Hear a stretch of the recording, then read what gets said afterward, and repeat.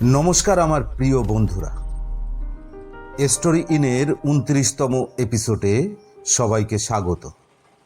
প্রতি শনিবারের ন্যায় আজও আমি হাজির হয়েছি আপনাদের মাঝে গল্প শোনাতে।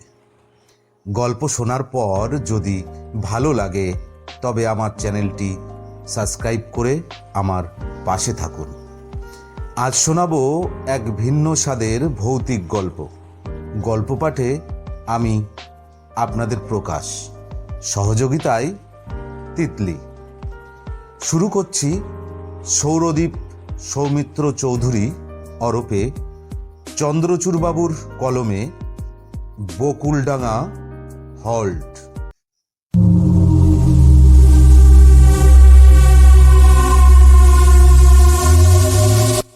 আজ প্রথম পর্ব। আমি বিজয়। বোনের বিয়ে উপলক্ষে অনেকদিন পর অফিস ছুটি নিয়ে বাড়ি ফিরছি। হালকা একটা ঝটকা লাগতেই ঘুম ভেঙে গেল। মনে হলো কোনো স্টেশনে ট্রেনটা দাঁড়িয়ে পড়েছে। বড্ড গরম। এই গরমে ঘুম আসার সম্ভাবনা খুবই কম।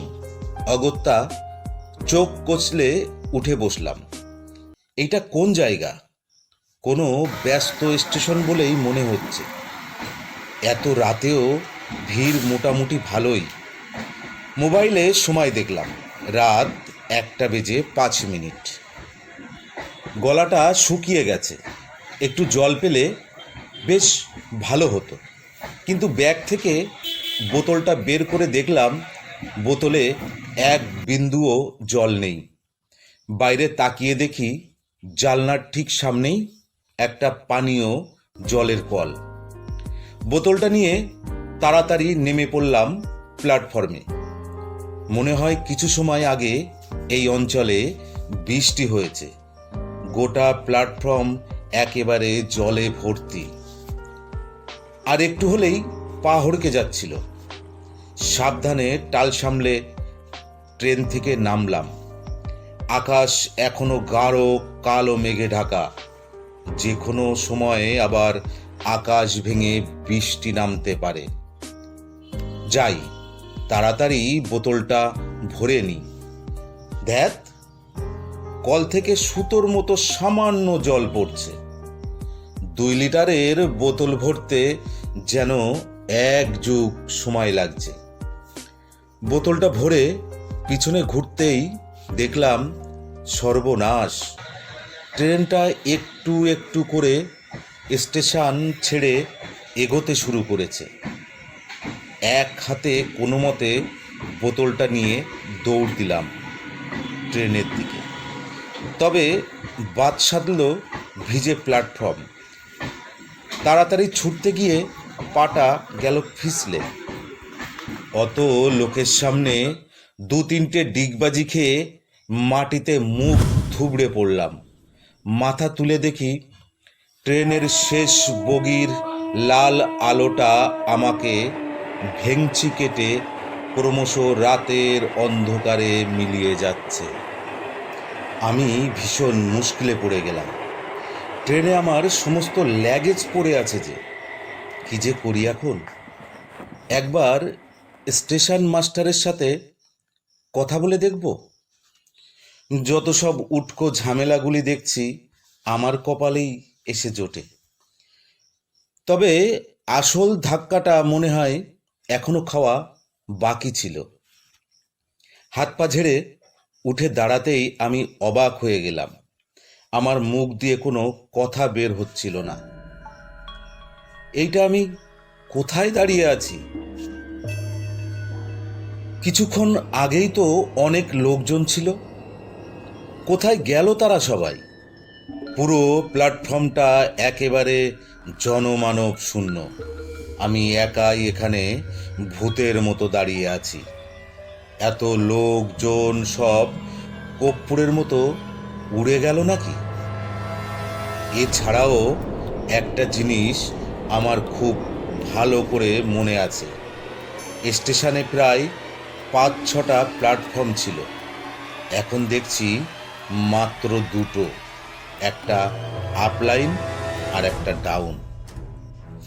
স্টেশনের ঝলমলে টিউবলাইটগুলি সব উধাও। তার জায়গায় টিম টিম করে জ্বলছে ল্যাম্পপোস্টে টানানো কেরোসিনের বাতি। তাতে কাজের কাজ তো কিছুই হচ্ছে না, উল্টে সৃষ্টি হয়েছে এক ভুতুড়ে হলুদ আলো আধারি। এক নিমিষে আকাশের মেঘও সরে গেছে। এই আকাশ একদম পরিষ্কার। সেখানে আবার সুন্দর এক ফালি নীল চাঁদও উঠেছে। এমন উজ্জ্বল চাঁদ আমি জীবনে দেখিনি। ঠিক যেন কোনো অদৃশ্য পুরুষ এক বৃহৎ রূপালী ঘোড়া থেকে পৃথিবীর বুকে জ্যোৎস্নার নির্মল ধারা ঢেলে চলেছে। সেই গলিত জ্যোৎস্না আকাশ থেকে ঝরে পড়ছে আমার গায়ে। শীতল চাঁদনি ভিজিয়ে দিচ্ছে আমার সর্বাঙ্গ। ধপ করে একটা পাথরের বেঞ্চিতে শরীরটা এলিয়ে দিলাম। কি হলো ব্যাপারটা? মাটিতে পড়ে গিয়ে কি মাথার চোট পেলাম বুঝি? এমন ধারা মাথার গন্ডগোল তো হবার কথা নয়। সদ্য ভরা বোতল থেকে জল নিয়ে চোখে মুখে ছেটালাম। না, সব ঠিকই দেখছি। আমার চোখের সামনে অন্ধকারে 2 নম্বর প্ল্যাটফর্মটা একাকী পড়ে আছে। মোবাইল বের করে সময়টা আরও একবার দেখলাম। 1:05। আমি অবাক হয়ে গেলাম। এত সময় ধরে প্ল্যাটফর্মে দাঁড়িয়ে আছি, অথচ সময় 1 মিনিটও এগোয়নি। ফোনটাও বিগড়ালো নাকি? দেখলাম নেটওয়ার্ক একেবারেই নেই। আমার মাথায় আর কোনো কাজ করছে না।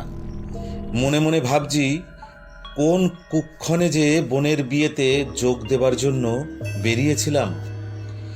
পকেট থেকে সিগারেটের প্যাকেট বের করে একটা সিগারেট ধরালাম। কয়েকটা লম্বা টান দিতে মাথাটা কিছুটা হালকা বোধ হলো। বেঞ্চে মাথা হেলিয়ে নিজের পরবর্তী পদক্ষেপ কি হবে সেটা নিয়ে চিন্তা ভাবনা করছিলাম। ঠিক তখনই ট্রেনের হর্নে চমক ভাঙল। কেমন অদ্ভুত সেই হর্নের ধ্বনি, ঠিক যেন শীষ দেওয়ার মতো তীক্ষ্ণ আওয়াজ। দূরে ইঞ্জিনের আলো দেখতে পাচ্ছি। কাছে এলো ট্রেনটি, একটা মালগাড়ি। কিন্তু ইঞ্জিনটা কি রকম? ডিজেল বা ইলেকট্রিক ইঞ্জিন নয়। আরে, এ তো দেখছি সেই আদ্যিকালের কয়লার ইঞ্জিন। এই রুটে যে আজও স্টিম ইঞ্জিন চলে তা জানতাম না তো।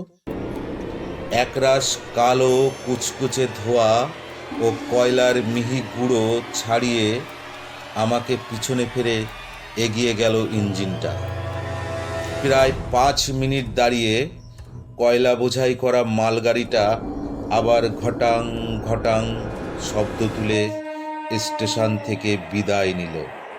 আমি ভাবলাম, এইভাবে চুপচাপ বসে থাকলে চলবে না। একবার স্টেশন মাস্টারের সাথে কথা বলতে হবে। আমার মনে হচ্ছে সবই অচেনা, যেন কাল চক্রের কোনো গুপ্ত চোরাপথ ধরে আমি 70-80 বছর আগেকার সময়ে এসে পড়েছি। বেঞ্চ ছেড়ে উঠতে যাব, তখনই প্ল্যাটফর্মের অপর প্রান্ত থেকে একটা ক্ষীণ সবুজ আলো চোখে পড়ল। দেখলাম রেলের পোশাক পরে 2 জন হেঁটে এদিকে আসছে। একজন বেশ লম্বা এবং ফর্সা, আর একজন কিছুটা বেঁটে ও রোগা। আমার কাছে এসে লম্বা লোকটি জিজ্ঞাসা করল, এত রাতে আপনি এখানে একা একা কি করছেন? কোথায় যাবেন আপনি? আমি ট্রেন মিস করেছি। স্টেশন মাস্টারের ঘরটা একটু দেখিয়ে দেবেন? আমি এখানের স্টেশন মাস্টার সমরেশ দত্ত। ভদ্রলোক নমস্কার করলেন। আর এ হলো এখানকার পয়েন্টসম্যান মনোহর। আজ রাতের শেষ মালগাড়িটা পাশ করিয়ে আমরা কোয়ার্টারে ফিরছি। আমি দুজনকে প্রতি নমস্কার করে জিজ্ঞাসা করলাম, আচ্ছা, এখানে কি বৈদ্যুতিক আলো নেই? স্টেশনের ল্যাম্পপোস্টে কেরোসিনের বাতি, আপনাদের হাতেও লণ্ঠন। দুজনে অবাক হয়ে একবার নিজেদের মধ্যে মুখ চাওয়াচাই করল। এবার মনোহরবাবু বললেন, আজ্ঞে, কি বললেন? বৈদ্যুতিক আলো? বলেন কি বাবু? বৃষ্টি পড়লে আকাশে বিদ্যুৎ চমকায় বলে জানতাম, কিন্তু মেঘের বিদ্যুৎ দিয়ে লণ্ঠন জ্বালানো যায় এমন পাগলের প্রলাপ তো কোনোদিন শুনিনি। এবার সমরেশবাবু বললেন, আমি বুঝেছি আপনি কি বলতে চাইছেন। আপাতত ওই সব বিলাসিতা বড় বড় শহর পর্যন্তই এসেছে, কিন্তু এই এদো গ্রাম অঞ্চলে বৈদ্যুতিক আলো আশা করাটা চরম মূর্খামি বটে, কি বলেন? নিজেকে পাগল আর মূর্খ বললে কার আর মাথার ঠিক থাকে? আমার গা পিত্তি জ্বলে উঠল। তবে এই মুহূর্তে আমি পড়েছি মহা ফাপড়ে। এমন দুর্যোগে এই দুজন আমার কাছে একমাত্র আশার আলো। এদের চটালে চলবে না, তার চেয়ে বরং আলোর প্রসঙ্গ বাদ দেওয়াই ভালো। আমি বললাম, সমরেশবাবু, জায়গাটার নাম কি? স্টেশন মাস্টার দূরে আঙুল দেখালেন। প্ল্যাটফর্মের এক প্রান্তে ক্ষয়ে যাওয়া এক হলুদ বোর্ড, তাতে ঘষা ঘষা কালো হরফে স্টেশনের নাম লেখা। কেরোসিনের বাতি আর জ্যোৎস্নার মিশ্রিত আলোয় অনেক কষ্ট করে নামটা পড়তে পারলাম, বকুলডাঙ্গা হল্ট। এবার সমরেশবাবু বললেন, তামশায় কোথায় যাওয়া হচ্ছিল শুনি? ট্রেন মিস করেছেন না কি যেন একটা বলছিলেন? আমি বললাম, আমি হাওড়া যাচ্ছিলাম, আমার বোনের বিয়ে, সেই কারণে বোতলে জল ভরতে নেমেছিলাম এখানে। কিন্তু ভাগ্য এতই খারাপ, গাড়িটা ছেড়ে দেয়। আমার ব্যাগ মালপত্র সব ওই ট্রেনেই রয়ে গেছে। দেখুন না, যদি সেগুলি উদ্ধার করা যায়। পৌর স্টেশন মাস্টার মাথা নিচু করে খানিকক্ষণ কি একটা ভাবলেন, তারপর বললেন, আজ কিছু করা সম্ভব নয়। কাল সকালে আমি এসে না হয় টরে টক্কার মাধ্যমে হাওড়া স্টেশন মাস্টারকে একখানা টেলিগ্রাফ পাঠিয়ে দেব।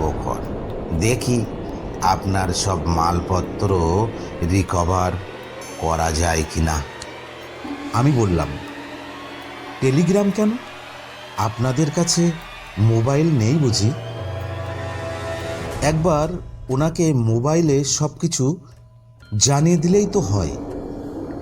মোবাইলের কথা শুনে সমরেশবাবু অবাক হয়ে বললেন, কি বললেন? মোবাইল? সেটা আবার কি জিনিস? এ নাম তো আগে কখনো শুনিনি। আমি বললাম, মোবাইল মানে মোবাইল, আরে মোবাইল ফোন। দুজনে আবার বেশ খানিকটা অবাক হয়ে আমার দিকে তাকাল এবং সমরেশবাবু বললেন, আরে মশাই, আপনি কি নেশা টেশা করেছেন নাকি, না করেন? বলুন তো খুলে ব্যাপারটা। আমি বললাম, আরে কি যে বলেন, আমাকে দেখে কি আপনাদের নেশাখোর মনে হচ্ছে? একটা সমস্যায় পড়েছি, কোথায় আপনি সেটার সমাধান কিভাবে হয় সেটা দেখবেন, তা না। এবার সমরেশবাবু আবার বললেন, বুঝেছি বুঝেছি, চিন্তা করবেন না। আজ রাতটা আপনি আমার ঘরে কাটিয়ে দিন। ওখানে গ্যাংম্যান হারিয়া আছে, ভারী মজার মানুষ। ভোরের আলো ফুটতে আর বড় জোর 3-4 ঘন্টা বাকি। এটুকু সময় দিব্যি হরিয়ার সঙ্গে গল্প করে কাটিয়ে দিতে পারবেন। তারপর সকালে আমি এসে কিছু একটা ব্যবস্থা করব, কথা দিলাম। প্ল্যাটফর্মে মুখ থুবড়ে পড়ে যাওয়ার পর চোখের সামনে সমস্ত দৃশ্য এক নিমিষে পাল্টে গেছে। এই কথা আর স্টেশন মাস্টারের কাছে বললাম না। বৈদ্যুতিক আলো আর মোবাইলের কথা শুনে এরা আমাকে পাগল বলে সন্দেহ করছে। এরপর এই সব শুনলে এরা দুজনে মিলে আমাকে রাঁচিগামী কোনো ট্রেনে তুলে দেবে। এই সকল কথা মনে মনে ভাবছি। হঠাৎ সমরেশবাবু বললেন, আরে কি হলো মশাই, কি এত আকাশ পাতাল ভাবছেন? আসুন আসুন, আমার সঙ্গে রাতটা আমার ঘরে কাটিয়ে দেবেন।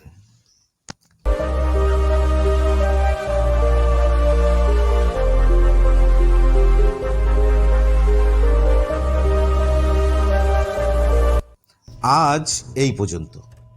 এই গল্পের দ্বিতীয় বা শেষ পর্ব নিয়ে আমি ফিরে আসছি আগামী শনিবার। যাবার বেলায় বলি, সকলে ভালো থাকবেন, সুস্থ থাকবেন আর আমার পাশে থাকবেন।